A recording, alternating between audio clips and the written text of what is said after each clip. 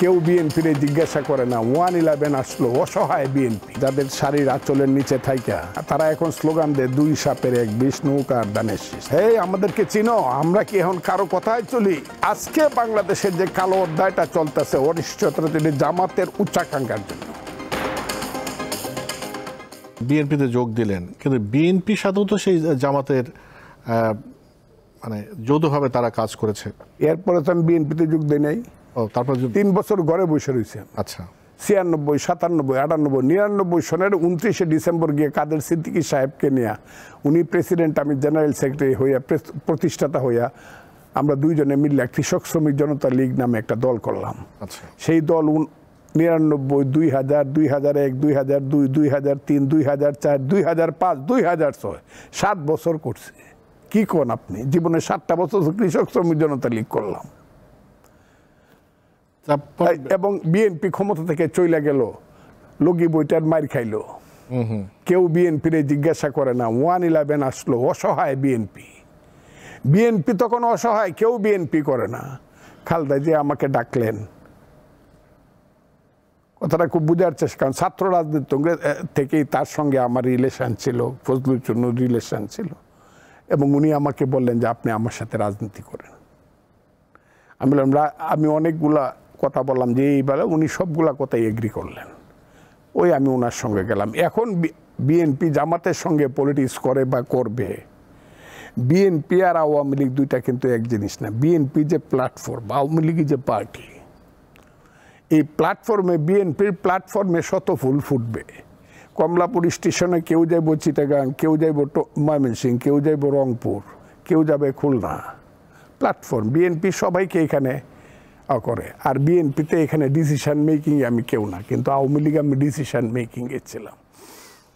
আর বিএনপির ঘরে আমি গেছি, আমি তো ওখানে কি বলবো, মেহমান বলবো না, তবে তারা তো আর আমাকে এই ব্যাপারে করে না।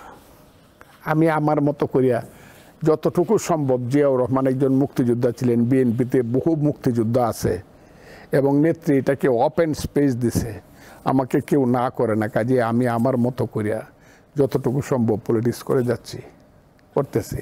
এইখানে ডিসিশনে, বিএনপির ডিসিশনে হাত দেওয়ার মতো আমার তো কোনো নাই, রাইট। কিন্তু আপনি এটাকে কিভাবে দেখবেন, এখন যে বিএনপির সাথে জামাতের এই সময়, এই 24 আগস্টের পরে একটা দ্বান্দ্বিক সম্পর্ক আমরা দেখতে পাচ্ছি, কিন্তু এর আগে তো তারা রাষ্ট্র পরিচালনাও করেছে একসাথে, কিন্তু এই জায়গায় এসে কি পরিবর্তন হলো যে এই দুটো দলের মধ্যে একটা দ্বান্দ্বিক সম্পর্কে? এটা কি কোনো মানে এটাকে কিভাবে ব্যাখ্যা করবেন আপনি?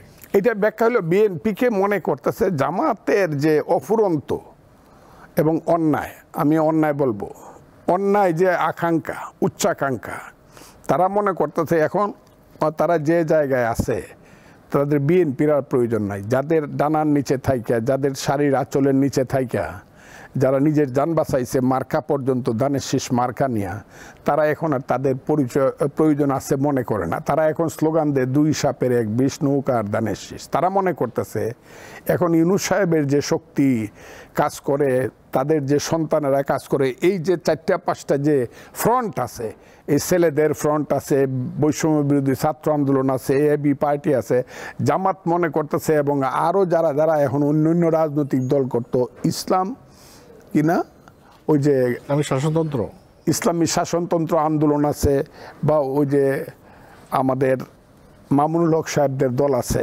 সব মিল্লা যদি একত্র ইসলাম, তাইলে তারা শরীয়তের একটা রাষ্ট্র ব্যবস্থা বাংলাদেশে কায়েম করতে পারবে, এই স্বপ্ন তারা দেখতেছে। এটা ভালো কাজে এটা বিএনপিকে তারা বাদ দিয়ে দিতে চায়। এটা হলো তাদের অধিক উচ্চাকাঙ্ক্ষার জন্য জামাত নিজে নিজে দূরে সরছে, বিএনপি তাদেরকে দূরে সরাইয়া দেয় নাই। আপনি তারেক রহমান সাহেবের কথা শুনলেই বুঝবেন। জামাত বরং আস্তে আস্তে, হে আমাদেরকে চিনো, আমরা কি এখন কারো কথায় চলি? বিএনপি যেটা কয় এটা উল্টা কয়। বিএনপি যদি কয় জাতীয় সংসদ নির্বাচন, জামাত বলবে স্থানীয় নির্বাচন। কিন্তু একটা পর্যায়ে এমন যাবে, আসবে একটা পর্যায়ে, এমন আমি বলে গেলাম, এমন একটা পর্যায়ে আসবে যে জামাত যখন দেখবে যে না এখনও তারা অত বড় হয় নাই, বামন হইয়া চান্দে যাওয়ার আশা করে লাভ নাই, তখন আবার দেখবেন ওই জায়গায় ফেরত আসবে। এটা হলো আমার ধারণা। বিএনপি আজকে বাংলাদেশের যে কালো অধ্যায়টা চলতেছে অনিশ্চয়তা তৈরি জামাতের উচ্চাকাঙ্ক্ষার জন্য।